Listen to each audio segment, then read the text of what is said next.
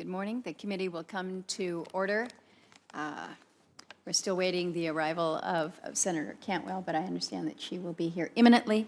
And recognizing that we have several votes that are set to commence around 11 o'clock, I would like to try to get things underway expeditiously here. We are here this morning for the first of 3 budget hearings that we will conduct between now and next Tuesday. The topic this morning is the President's request for the U.S. Forest Service for fiscal year 2018.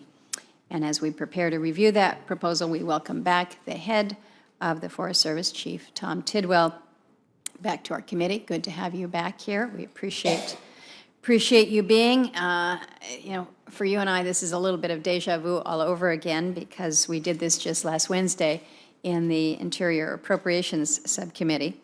The venue has changed a little bit. My views are the same, so it's probably going to be, you're thinking it's going to be an easy one, but know that I've saved all my hard questions for you for this morning. But I do appreciate the opportunity to continue with that line of questioning. The President's request for the Forest Service for FY18 is $4.7 billion. That's $880 million less than last year when we factor in the $342 million in emergency funding that Congress provided above the 10-year average in the event of a severe fire season. In Alaska, our fire season is already well underway, so this funding is once again a priority for me. While we're hoping for a better year compared to recent years, we've already had almost 200 fires in the state now in this season. Those fires have burned more than 112,000 acres. We have about 50 that are active as we speak. The Forest Service request for its wildland fire management program is roughly $2.5 billion. Fire suppression is funded at the full 10-year average of just over $1 billion. And while the budget does not propose a wildfire cap adjustment or any type of fix to end fire borrowing, I was pleased to see the administration note that it is prepared to work with Congress to find a fiscally responsible solution. And Chief, I hope you meant that, because I certainly plan on taking you up on that offer and working with you to find that solution. I also appreciate the Forest Service acknowledgement that its primary responsibility is to manage our national forests. When making tough funding decisions, we need to make certain that we are meeting our basic forest health needs before funding other programs. I think it's a good sign that the agency's top priority in this request is to invest in national forest management. Of course, that is not only the only way this budget differs from the previous administration's proposal for the Forest Service.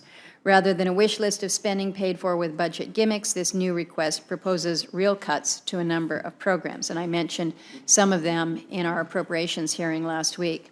Some of those cuts are worth considering, but some are concerning, like the proposed cuts to the recreation programs.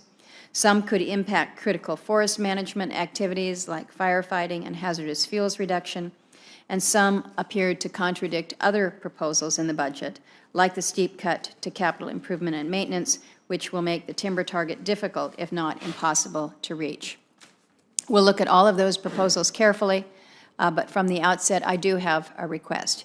If you're going to worry about Forest Service budget cuts, you should also worry about the Forest Service management failures, because those can have an even greater impact on the budgets and the economies of forested communities. The Forest Service failing to do its job, whether making timber available or something else, has significant impacts on real people, and we cannot forget that. All of us know that those communities would much rather be able to shape their own futures instead of being forced to depend on unpredictable federal funding. Ultimately, what I want is for the Forest Service to do more to make our forests the economic engines that they should be, and not just in Alaska, but in the lower 48 as well. While Alaska paints a very stark picture of the need for robust and responsible uses of our national forests, the need is nationwide. Recreation, tourism, and forest products can and must coexist for us to have thriving and healthy communities and forests. This is not only a matter of federal funding, but also reasonable access to resources and a real understanding of local communities' needs and opportunities. We've not had enough of that in recent years, but I'm confident that this administration will head us in a good direction.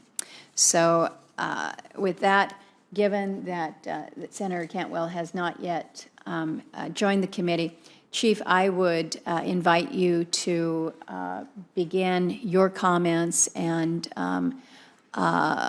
we will have an opportunity to hear from the ranking member when she arrives to the committee. So if you would like to proceed this morning.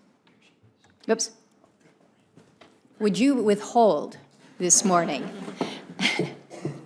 Senator Cantwell, I apologize. We were trying to expedite things so that we can move to our votes. I have just concluded my openings, but would invite you to provide the same Madam this Chair. time. Thank you. Thank you. And